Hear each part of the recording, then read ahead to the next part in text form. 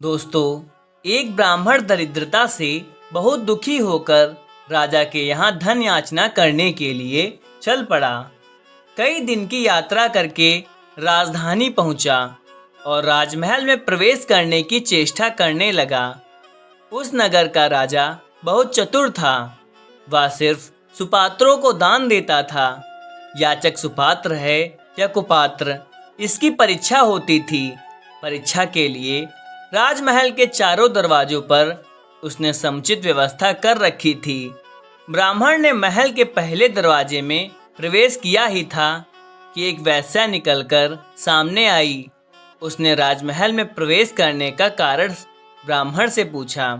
तब ब्राह्मण ने उत्तर दिया कि मैं राजा से धन याचना के लिए यहाँ आया हूँ, इसलिए मुझे राजा से मिलना अति आवश्यक है ताकि कुछ धन प्राप्त कर अपने परिवार का गुजारा कर लूँ। वैश्या ने कहा, महोदय, आप राजा के पास धन मांगने जरूर जाएं, पर इस दरवाजे पर तो मेरा अधिकार है। मैं अभी काम पीड़ित हूँ। आप यहाँ से अंदर तभी जा सकते हैं जब मुझसे रमण कर लें, अन्यथा दूसरे दरवाजे से जाइए। ब्राह्मण को वैश्या की शर्त स्वीकार न हुई। अधर्म का आचरण करने की अपेक्षा दूसरे द्वार से जाना उन्हें पसंद आया। वहां से लौट आए और दूसरे दरवाजे पर जाकर प्रवेश करने लगे। और ज्यों ही कदम भीतर पड़े कि एक प्रहरी सामने आया। उसने कहा, इस दरवाजे पर महल के मुख्य रक्षक का अधिकार है। जहां वही प्रवेश कर सकता है जो हमारे स्वामी से मित्रता कर ले। हमारे स्वामी को मांसाहार अति प्रिय है। भोजन का समय भी हो गया है, इसलिए पहले आप भोजन कर लें, फिर प्रसन्नता पूर्वक भीतर जा सकते हैं। आज भोजन में हिरण का मांस बना है। ब्राह्मण ने कहा कि मैं मांसाहारी नहीं कर सकता हूँ, यह अनुचित है। प्रहरी ने साफ साफ बता दिया कि फिर आपको इस दरवाजे से जाने की अनुमति नहीं मिल सकती। किसी और दरवाजे से होकर महल में जाने का प्रयास कर सकते हैं। किसी और दरवाजे से होकर महल में जाने का प्रयास कीजिए। तीसरे दरवाजे में प्रवेश करने की तैयारी कर ही रहा था कि वहां कुछ लोग मंदिरा और प्याले लिए बैठे मदिरा पी रहे थे। ब्राह्मण उन्हें अनदेखा करके घुसने लगा तो एक प्रहरी आया और कहा, थोड़ा हमारे साथ मदिरा पियो, तभी भीतर जा सकते हो। यह दरवाजे सिर्फ उनके लिए हैं जो मदिरा पान करते हैं। ब्राह्मण ने मद्यपान नहीं किया और उल्टे पांव चौथे दरवाजे की ओर चल दिया। चौथे दरवाजे पर पहुंचकर ब्राह्मण ने देखा कि वहां जुआ हो रहा है। जो लोग जुआ खेलते हैं वे ही भीतर घुस पाते हैं। जुआ खेलना भी धर्म विरुद्ध है। ब्राह्मण बड़े सोच विचार में पड़ गया। अब किस तरह भीतर प्रवेश हों? चारों दरवाजों पर धर्म विरोधी शर्तें हैं। पैसे की मुझे बहुत ज़रूरत है, इसलिए भीतर प्रवेश करना भी जरूरी है। एक और धर्म था तो दूसरी ओर धन। दोनों के बीच घमासान युद्ध उसके मस्तिष्क में होने लगा। ब्राह्मण जरा सा फिसला। उसने सोचा, जुआ छोटा पाप है, इसको थोड़ा सा कर लें तो तनिक सा पाप होगा। मेरे पास 1 रुपया बचा है, क्यों ना इस रुपये से जुआ खेल लूं और भीतर प्रवेश पाने का अधिकार हो जाऊं। विचारों को विश्वास रूप में बदलते देर न लगी। ब्राह्मण जुआ खेलने लगा। 1 रुपये के 2 हुए, 2 के 4 4, 4 के 8। जीत पर जीत होने लगी। ब्राह्मण राजा के पास जाना भूल गया और अब जुआ खेलने लगा। जीत पर जीत होने लगी। शाम तक हजारों रुपए का ढेर जमा हो गया। जुआ बंद हुआ। ब्राह्मण ने रुपयों की गठरी बांध ली। दिन भर से खाया कुछ न था। भूख जोर से लग रही थी। पास में कोई भोजन की दुकान न थी। ब्राह्मण ने सोचा, रात का समय है, कौन देखता है चलकर। दूसरे दरवाजे पर मांस का भोजन मिलता है, वहीं क्यों न खा लिया जाए। स्वादिष्ट भोजन मिलता है और पैसे भी खर्च नहीं होते। दोहरा लाभ है। जरा सा पाप करने से कुछ हर्ज नहीं। मैं तो लोगों के पाप के प्रायश्चित करता हूँ, फिर अपनी क्या चिंता है, कर लेंगे कुछ न कुछ।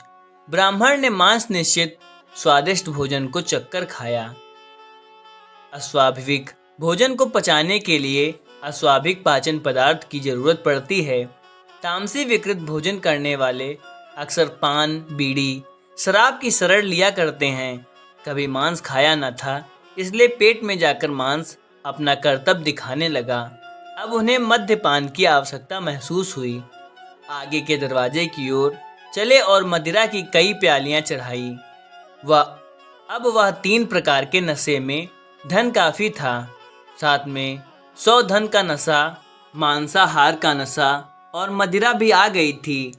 कंचन के बाद, सुरा के बाद सुंदरी का ध्यान आना स्वाभाविक है। पहले दरवाजे पर पहुंचे और वैश्या के यहाँ जा विराजे। वैश्या ने उन्हें संतुष्ट किया और पुरस्कार स्वरूप जुए में जीता हुआ सारा धन ले लिया। एक पूरा दिन चारों द्वारों पर व्यतीत करके दूसरे दिन प्रातःकाल ब्राह्मण महोदय उठे। वैश्या ने उन्हें घृणा के साथ देखा और शीघ्र घर से निकाल देने के लिए अपने नौकरों को आदेश दिया। उसे घसीटकर घर से बाहर कर दिया गया। राजा को सारी सूचना पहुंच चुकी थी। ब्राह्मण फिर चारों दरवाजों पर गया और सब जगह खुद ही कहा कि वह शर्तें पूरी करने के लिए तैयार है प्रवेश करने तो, पर वहां आज शर्तों के साथ भी कोई अंदर जाने देने को राजी न हुआ। सब जगह से उन्हें दुत्कार दिया गया।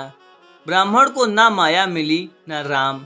जरा सा पाप करने में कोई बड़ी हानि नहीं है, यही समझने की भूल में उसने धर्म और धन दोनों गवा दिए। अपने ऊपर विचार करे, कहीं ऐसी ही गलतियां हम भी तो नहीं कर रहे हैं। किसी पाप को छोटा समझकर उसमें एक बार फंस जाने से फिर छुटकारा पाना कठिन होता है।